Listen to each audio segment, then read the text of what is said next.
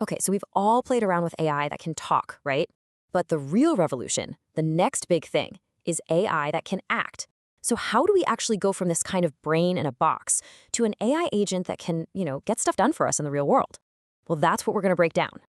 And really, it all comes down to this one question. Yeah, an AI can write an email. We've all seen that. But can it manage your entire inbox for you? That's the real leap forward, isn't it? It's moving from just a simple text generator to a system that you can give a big, complicated goal and it just goes and does all the steps.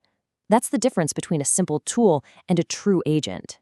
Look, let's be super clear. Chatbots, like ChatGPT, they're incredible. Seriously, amazing text generators. You ask something, it gives you an answer. Simple.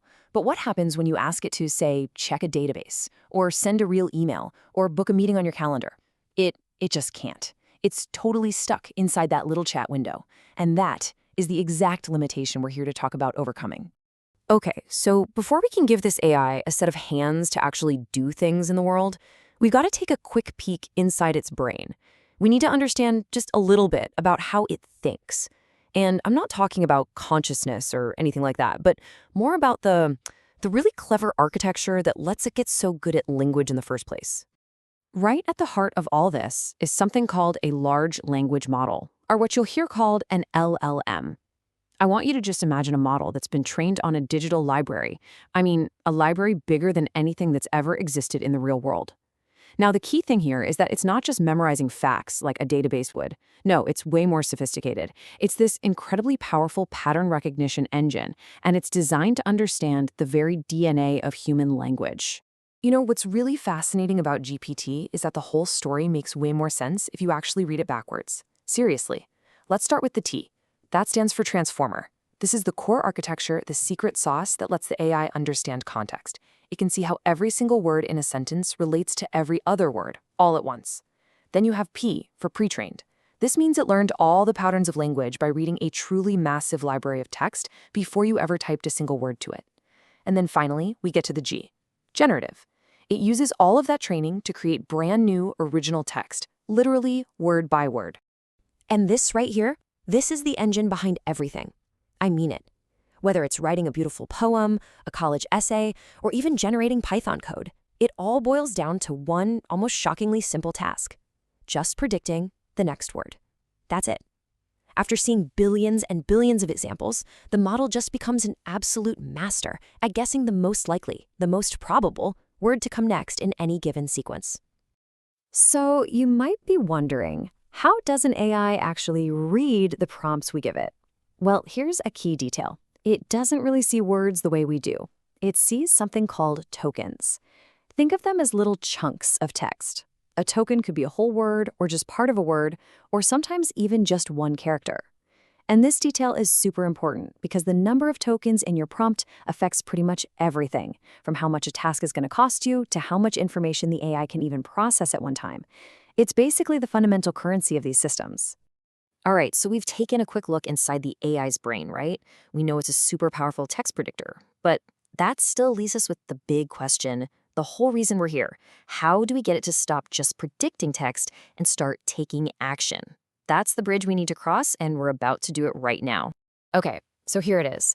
This is the fundamental challenge we've been building up to. An LLM, all on its own, is a really impressive text generator. But that's it. It's a brain without hands. It's stuck. To make it truly useful, to make it an agent, we have to connect it to the outside world. We have to give it tools that it can actually use. And this really shows you the core difference in action. Think about a standard chatbot. It's totally reactive. You give it one input, you get one output. That's the whole interaction. But an AI agent, that's proactive. You give it a big, complex goal, and it goes off and executes a whole series of steps. It's thinking, it's acting, and it keeps going until the task is actually done. So what's the secret behind making these powerful workflows happen? It's actually a surprisingly simple but brilliant idea called prompt chaining. Here's how it works. You just have the AI do one small task.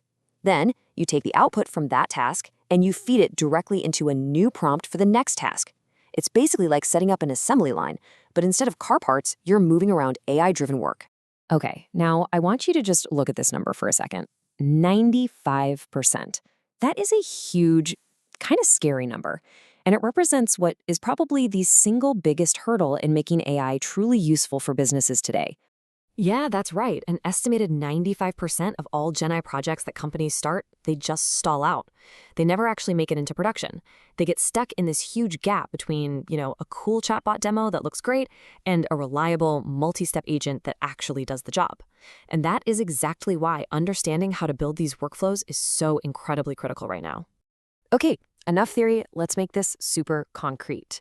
We're going to walk through building a smart workflow right now. A real-world example of a content pipeline, so you can see exactly how this whole prompt chaining thing works in practice. So I want you to imagine this. You just got out of a big, important meeting. You've got pages of messy notes. Now, instead of spending the next 2 hours trying to make sense of it all, you just feed those notes into an agentic workflow. And this workflow does 4 things for you, one right after the other. First, it summarizes the notes. Second, it extracts all the action items. Third, it drafts a follow-up email. And finally, it even creates a few social media posts for you. So step 1, we take our messy, raw meeting notes and we feed them into the very first prompt. The AI's only job at this stage is to create a clean, structured summary. That summary it produces, that's our first output. It's the first link in our little assembly line. And then, immediately, that summary becomes the input for step 2. We don't even have to touch it. The next prompt in the chain basically tells the AI, hey, read this summary I just gave you and pull out a clear list of all the action items. See how that works? Each step just takes the output from the last one and refines it, building on it. And the chain just keeps on going. Those action items it just extracted, they get fed right into a third prompt. This one tells the AI to draft a professional follow-up email, and it automatically includes all the specific tasks and deadlines that it identified in the last step. Just like that, we've built our own little mini content factory. But here's the most important takeaway from all of this. The hardest part of building this factory isn't writing the code. Not at all. It's the very human skill of crafting really good prompts. Prompts that are clear, specific, and constrained enough to give you a useful, reliable output at every single step of the chain. That's where the magic and the real work actually happens. Okay, so now we can see how to build these incredibly powerful agents. But as soon as you give an AI the ability to act on its own, well, that opens up a whole new can of worms, doesn't it? The focus has to shift from, can we do this, to how should we do this? And that brings us to the really important topic of responsible use. It's a classic phrase for a reason. The second you give an AI agent the power to actually act on your behalf, you're also handing over a degree of responsibility. And that's why we have to be so incredibly careful and deliberate about setting up the rules that are going to govern its use. This is where we absolutely need clear guardrails, and guidelines like these 4 core principles are becoming totally essential. Really, they all boil down to a pretty simple contract. First, accountability. You are responsible for what the AI creates, period. Second, transparency. You have to disclose when you're using these tools in a significant way. Third, respect. You have to protect people's privacy, confidentiality, and intellectual property. And fourth, honesty. Just be fair and impartial in how you communicate.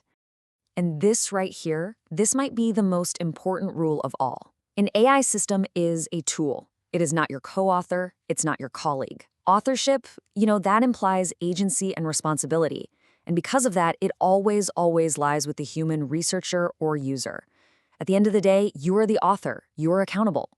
And that really brings us to our final and maybe most important point. These AI agents, they're going to provide answers and execute tasks with absolutely incredible power. But their value, their safety, their effectiveness, all of it is always going to come back to one single thing. Are we, the humans, asking the right questions? Because the real intelligence, the thing that truly matters, will always have to start with us.